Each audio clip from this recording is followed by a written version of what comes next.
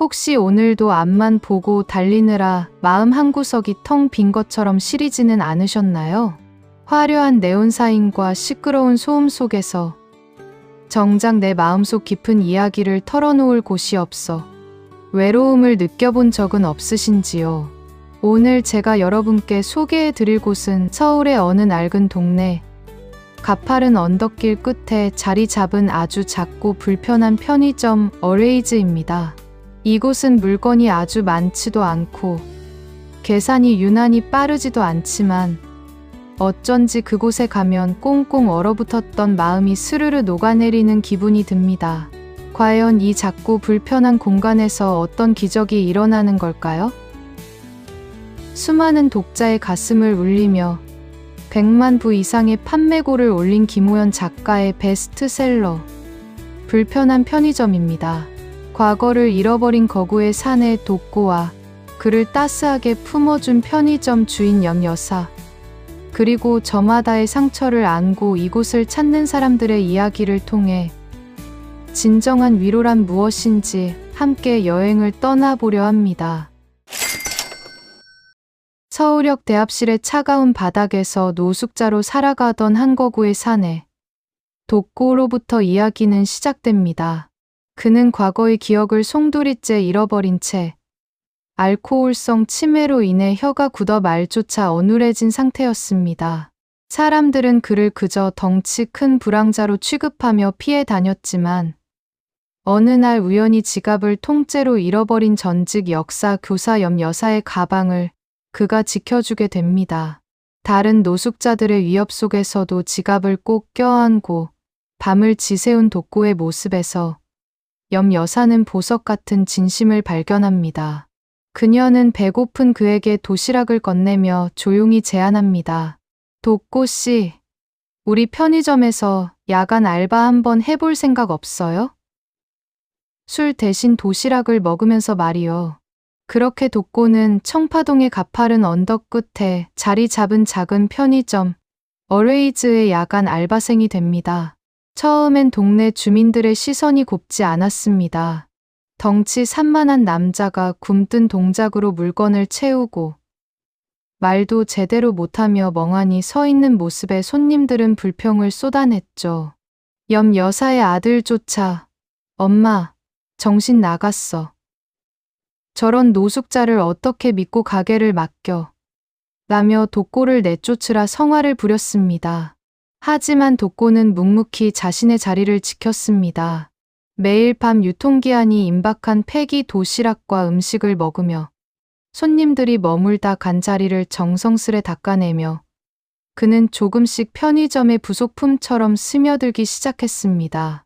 어느 추운 밤, 매일같이 참참참 세트를 먹으며 하루의 시름을 달래던 영업사원 경만 씨가 편의점을 찾았습니다.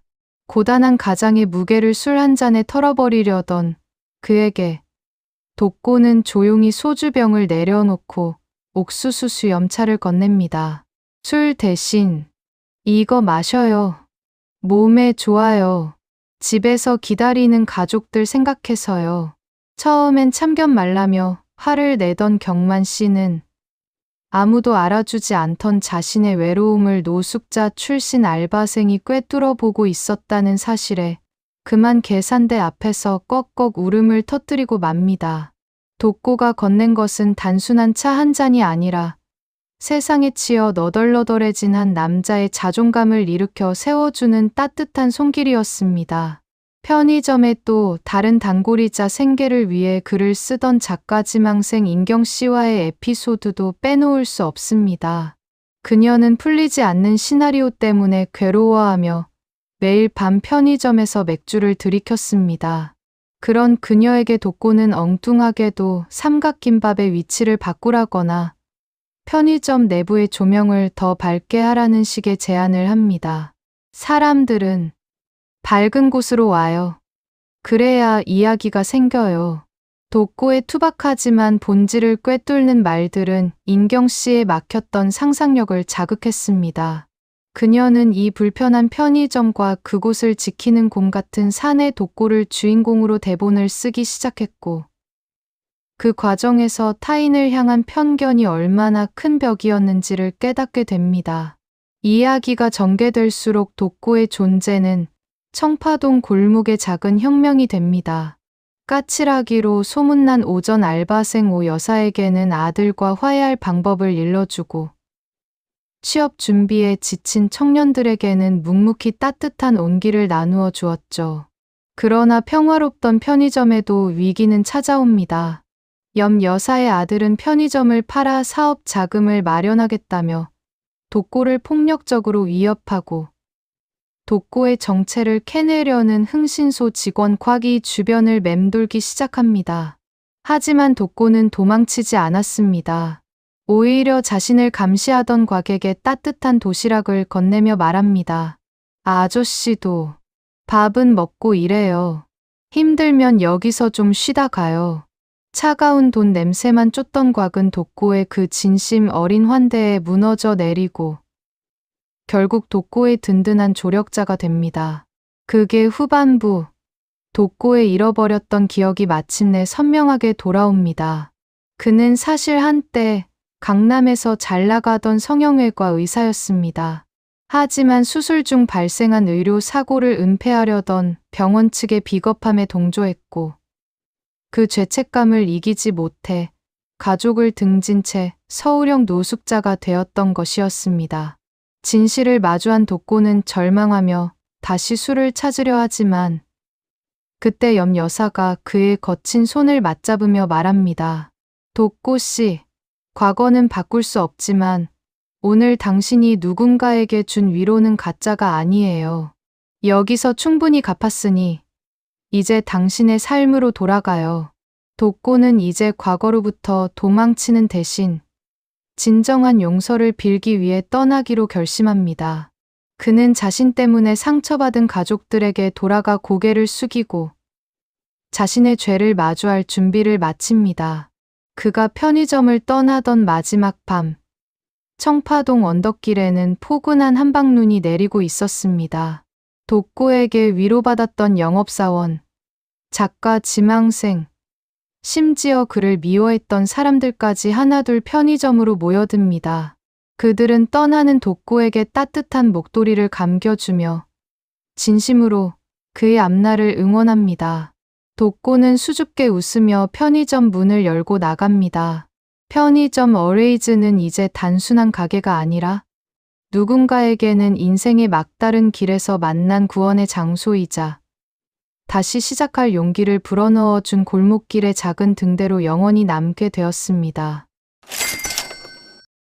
이 가슴 뭉클한 기적을 써내려간 김우연 작가는 사실 화려한 베스트셀러 작가이기 전에 오랫동안 버티는 삶을 몸소 살아온 분입니다. 그는 소설가이자 시나리오 작가, 만화 스토리 작가, 그리고 출판사 편집자까지 거치며 20년 가까이 글 쓰는 주변부를 맴돌았습니다. 하지만 현실은 냉혹했습니다. 영화 시나리오는 제작 단계에서 무산되기 일쑤였고 전업 작가로서 생계를 유지하기 위해 편의점 도시락으로 낀니를 때우던 고단한 시절이 그에게도 있었습니다. 작가는 어느 날 문득 자신이 매일 들르던 편의점을 바라보며 생각했습니다.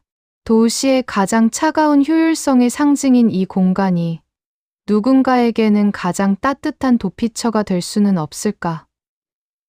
그는 실제로 편의점에서 일하는 분들과 짧은 인사를 나누고 밤늦게 맥주 한 캔을 사들고 나가는 이웃들의 축 처진 뒷모습을 관찰하며 이 소설의 씨앗을 심었습니다. 특히 작가는 과거 한 시나리오 작업이 엎어지며 큰 상실감에 빠졌을 때 동네 작은 가게에서 주인 아주머니가 건넨 고생 많네. 밥은 먹고 다녀. 라는 투박한 한마디에 다시 펜을 잡을 용기를 얻었다고 고백합니다. 그 경험이 바로 소설 속 염 여사와 독고의 관계를 만드는 결정적인 동기가 되었습니다. 그는 이 책을 통해 불편함의 가치를 말하고 싶어 합니다. 모든 것이 빠르고 편리한 세상에서 조금은 느리고 서툴지만 서로의 안부를 묻는 불편한 관계가 오히려 우리를 살게 한다는 역설을 담아낸 것이죠. 여러분, 오늘 독고 씨와 청파동 사람들의 이야기를 들으며 어떤 생각이 드셨나요? 혹시 여러분 주변에도 혹은 여러분의 마음 안에도 작고 불편하지만 따뜻한 등대 하나가 켜져 있지는 않은가요? 오늘 제가 드리고 싶은 질문은 두 가지입니다. 첫 번째, 오늘 내가 누군가에게 건넬 수 있는 따뜻한 옥수수 수염차 같은 말 한마디는 무엇일까요? 두 번째, 나는 나 자신에게 얼마나 관대한 사람이었나요? 오늘 영상이 여러분의 지친 마음을 잠시나마 안아주었다면 구독과 좋아요, 그리고 댓글로 여러분만의 불편한 편의점 같은 추억을 공유해 주세요. 여러분의 소중한 이야기가 또 다른 누군가에게는 큰 위로가 될 수 있습니다. 다음 영상에서도 따뜻한 감동과 교훈이 있는 책으로 다시 찾아뵙겠습니다. 오늘 하루도 정말 고생 많으셨습니다. 여러분, 모두 편안한 밤 되세요.